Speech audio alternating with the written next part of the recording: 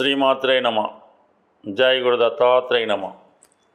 ఈ వీడియోలో మనం కుంభరాశి వారికి అక్టోబర్ 1వ తారీఖు నుంచి 15వ తారీఖు మధ్యలో జరగబోయే పక్ష ఫలితాలు పరిశీలించే ప్రయత్నం చేద్దాం. మరి కుంభరాశి వారికి ప్రస్తుతం 2 శుభగ్రహాల దృష్టి ఈ రాశి మీద పడడం జరుగుతుంది. అయినప్పటికీ కూడా రాశి యందు ఉన్నటువంటి రాహుగ్రహం అంటే ఒక విధంగా రాహుకి కుంభరాశి స్వక్షేత్రం అవుతూ ఉంటుంది. అంటే వీళ్ళకి మంచి యాంబిషను, ఏదన్నా సాధించాలనే పట్టుదల తపన ఉంటుంది. ఏదైనా గొప్ప అధికార కాంక్షతో తనతో పాటు అందరూ బాగుండాలనే ఉద్దేశంతో అందరినీ కూడా జాగృతం చేస్తూ ఉంటారు.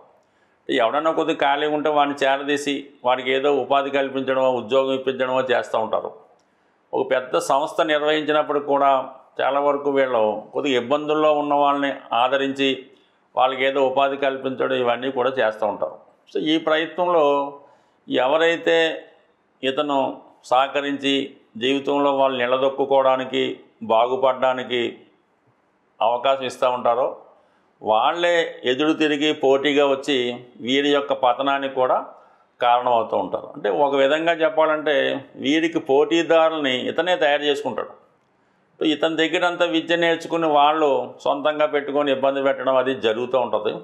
సో ఇప్పుడు ఈ సమయంలో వీళ్ళు ఎవరికన్నా మంచి చేద్దాం అనుకుని, బాబు నీకేదో ఇల్లు ఒకటి శాంక్షన్ అయింది, లేదంటే నీకు లోన్ వస్తుంది, ఈ ప్రయత్నం చేసుకుంటే వస్తుందని చెప్పినప్పుడు ఇతను ఏదో వాళ్ళ స్వార్థం కోసం చెప్తున్నాడని అపార్థం చేసుకోవడం కూడా జరుగుతూ ఉంటుంది.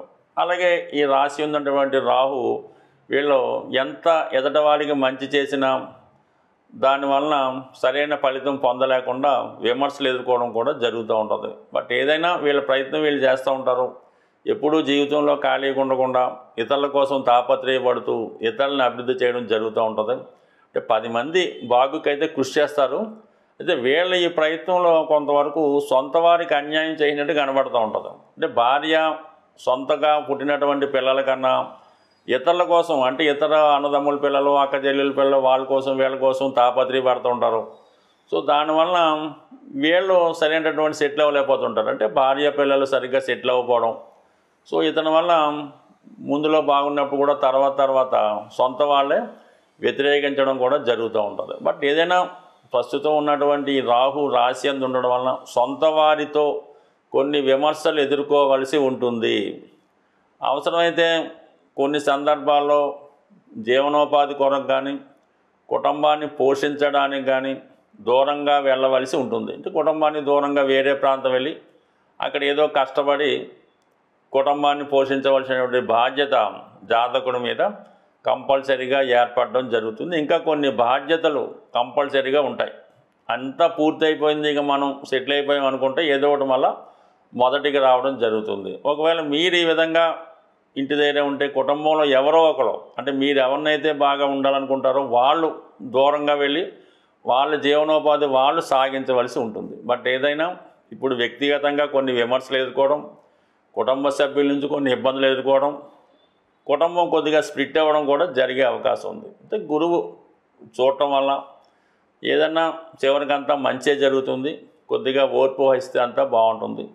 శుక్రుడు కూడా, అంటే యోగకారకుడు శుక్రుడు సప్తమంలో ఉండి, అంటే కొంతవరకు రాశిని వీక్షించిన జీవిత భాగస్వామికి, అంటే భార్య అయితే భర్తకి, భర్త అయితే భార్యకి, వాళ్ళు కూడా మీకు ఈ సమయంలో ఏమీ చేయలేకపోతుంటారు అన్నమాట. అంటే వారికి ఉన్నటువంటి వ్యక్తిగత ఇబ్బందుల వల్ల, అనారోగ్య సమస్యలు అవ్వచ్చు, వేరే ఇబ్బందుల వల్ల అవ్వచ్చు, ఆర్థికపరమైన చికాకుల వల్ల అవ్వచ్చు. సో ఏదైనా ఈ భార్యాభర్తల మధ్య కూడా సరైనటువంటి అవగాహన లోపం వల్ల అయితేనే, ఆర్థికపరమైన వేరే ఇబ్బందుల వల్ల అయితేనే పరస్పరం ఒకరికొకరు సహకరించుకోలేకపోతూ ఉంటారు. బట్ ఏదైనప్పటికీ కూడా ఈ అన్ని చికాకులు కొద్దిగా ఓర్పు వహిస్తే అన్నీ కూడా ఒక కొలిక్కి రావడం జరుగుతూ ఉంటుంది. కానీ ప్రస్తుతం మాత్రం కొన్ని ఇబ్బందులు ఎదుర్కొనక తప్పదు. బట్ ఈ పక్షంలో పర్టికులర్గా ఏర్పడిన మార్పు రవి అష్టమంలోకి రావడం జరిగింది. అయితే మీకు ఏదైనా గతంలో ఉద్యోగపరమైన ఇబ్బందులు ఏవైనా వచ్చి ఉద్యోగం పోగొట్టుకుని ఉన్నా, ఒక రాజకీయ పదవి లాంటిది ఏమైనా వచ్చి పోయి ఉన్నా, అంటే గతంలో పోయినటువంటి పదవి లాంటిది ఏమైనా రావడం కానీ, అంటే వారసత్వంగా మీకు ఏమైనా ఒక పదవో, ఒక ఉద్యోగమో, ఒక రాజకీయ పదవో రావాల్సి ఉంటే ఇటువంటివి వచ్చే అవకాశం ఉంది. సడన్గా ఇటువంటి పదవి ఒకటి మీకు రావడం జరుగుతుంది. అప్పుడు నామినేటెడ్ పోస్ట్ లాంటిది రావచ్చు. అయితే కొంతమందికి మళ్ళా అధికారుల వల్ల తీవ్రమైనటువంటి ఇబ్బందులు, విమర్శలు ఎదుర్కోవాల్సి ఉంటుంది. బట్ ఏదైనా ఈ రాశివారు ఖచ్చితంగా లౌక్యం ప్రదర్శించవలసి ఉంటుంది. ఉన్నది ఉన్నట్టు యథార్థంగా మాట్లాడకుండా, గతంలో జరిగిపోయినవి మనసులో పెట్టుకోకుండా లౌక్యంగా వ్యవహరించి ప్రస్తుతం కొంతవరకు రాజీ ధోరణిలో వెళ్తే మాత్రమే ప్రస్తుతం ఉన్నటువంటి ఈ సమస్యల నుంచి బయటపడే అవకాశం ఉంటుంది. ప్రస్తుతం ఎవరైనా కొన్ని ముఖ్యమైనటువంటి పనులు ప్రారంభించినప్పుడు మన యొక్క అంటే మీ నక్షత్రాన్ని బట్టి తారాబలం అని ఉంటుందన్నమాట. అంటే ప్రతిరోజు ఒక నక్షత్రం, కొన్ని హోరలు, తిథి, వార, నక్షత్ర యోగ కరణాలు ఇవన్నీ నడుస్తూ ఉంటాయి. అయితే ఎక్కువగా రోజు కన్నా, తిథి కన్నా నక్షత్రం అన్నది కొద్దిగా బలంగా ఉండడం జరుగుతూ ఉంటుంది. అందుకనే మన ఈ ముహూర్తాలు అవి నక్షత్రాన్ని బట్టి పెడుతూ ఉంటారు. ఏదైనా అంటే ఈ పంచాంగంలో ఇవన్నీ కూడా మీకు ఉంటాయి. ఏదైనా ఒక ప్రయాణం చేస్తున్నారు మీరు, ఏదైనా ఒక పని మీద వెళ్ళినప్పుడు, ఒకరిని సంప్రదించినప్పుడు క్షేమతార అంటే మీ నక్షత్రం నుంచి 4వ తార క్షేమతార అవుతుంది. అది ప్రయాణాలు చేపట్టిన, భూమి స్థిరాస్తి లాంటివి కొనుక్కున్న దానివల్ల మీకు చాలా లాభం అది కలిగే అవకాశం ఉంది. అలాగే సంపత్తార అని ఉంటుంది. 2వ తార అంటే మీ నక్షత్రానికి 2వ తార లెక్కెట్టుకుంటే ఆ సంపత్తారలో మీరు బ్యాంక్ అకౌంటు ఓపెన్ చేసుకున్న, అంటే ఆ తారాబలం ఉన్న రోజు మీరు ఎవరి దగ్గర కూడా అప్పు తీసుకున్నా, లేదంటే అప్పు ఇచ్చినా అది మీకు వాళ్ళకి కూడా కలిసి రావడం జరుగుతూ ఉంటుంది. ఏదన్నా బంధుత్వం కలుపుకోవాలన్నా కూడా ఈ సంపత్తారలో మీరు కలుపుకోవచ్చు. ముఖ్యంగా ఉద్యోగ ప్రయత్నాలు, ఏదైనా కోర్టు కేసు వేయాలి, అప్పు కోసం, రుణం కోసం అప్లికేషన్ పెట్టుకోవాలి అనుకున్నప్పుడు సాధన తార, ముఖ్యంగా ఈ ఉద్యోగం కోసం ప్రయత్నం చేస్తున్న నిరుద్యోగులు ఈ సివిల్స్ లాంటి ప్రిపేర్ అయ్యేటప్పుడు మీ ఎగ్జామ్స్ రాసే రోజు కానీ, అప్లికేషన్ పెట్టే రోజు కానీ సాధన తారలో మీ యొక్క అప్లికేషన్ పెట్టి ఆ ప్రయత్నం చేస్తే 100కి 100 రూపాయలు అది సక్సెస్ అవుతుంది. క్రీడాకారులకు కూడా ఈ సాధన తార అన్నది చాలా బలమైంది. అంటే మీ జన్మ నక్షత్రం నుంచి లెక్కెట్టుకుంటే 2వ తార, 4, 6 చాలా వరకు సక్సెస్ ఇస్తాయి. ఇంకా క్షేమతార ఇవన్నీ పక్కన పెడితే 8వ తార, 9వ తార కూడా ఉంటాయి. బట్ 8వ తార అన్నది కొంతవరకు మిశ్రమ ఫలితాలు ఇవ్వడం జరుగుతూ ఉంటుంది.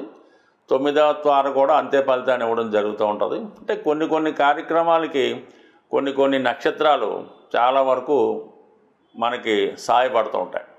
ఏదైనా సక్సెస్ రావాలంటే మీరు కొన్ని నక్షత్రాల్లో ప్రారంభించాలి. ముఖ్యంగా పునర్వసు, స్వాతి, శ్రవణం, ధనిష్ట ఇవన్నీ కూడా చర నక్షత్రాలు అంటారు వీటిని. ఈ చర నక్షత్రాల్లో మీరు ఒక గృహప్రవేశం చేసిన, ఒక ఉద్యోగంలో చేరిన, ఒక యంత్రం, వాహనం లాంటిది కొన్నా అవి చాలా వరకు సక్సెస్ఫుల్గా ముందుకి వెళుతూ ఉంటాయి. అంటే కొన్ని నక్షత్రాలు తారాబలం లేకపోయినా ఆ నక్షత్రాల్లో మనం పని ప్రారంభించుకుంటే ఆ పని సక్సెస్ఫుల్గా ముందుకు వెళ్తుంటాయి. అలాగే కొన్ని ఈ మృగశిర, అనురాధ, ఈ రేవతి ఇలాంటి నక్షత్రాల్లో కూడా మనం ప్రారంభించినప్పుడు అవి చాలా స్మూత్గా, హ్యాపీగా ముందుకు వెళ్తుంటాయి.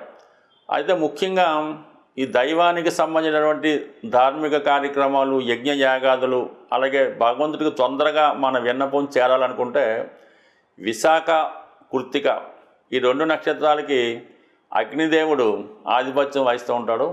ఈ నక్షత్రాల్లో మీరు దైవ కార్యక్రమాలు, యజ్ఞ యాగాది హోమాలు చేసినప్పుడు ఆ ఫలితం మీకు తొందరగా రావడానికి కారణం అవుతూ ఉంటుంది. అయితే దీనికి కొద్దిగా పరిజ్ఞానం కూడా అవసరం ఉంటాయి.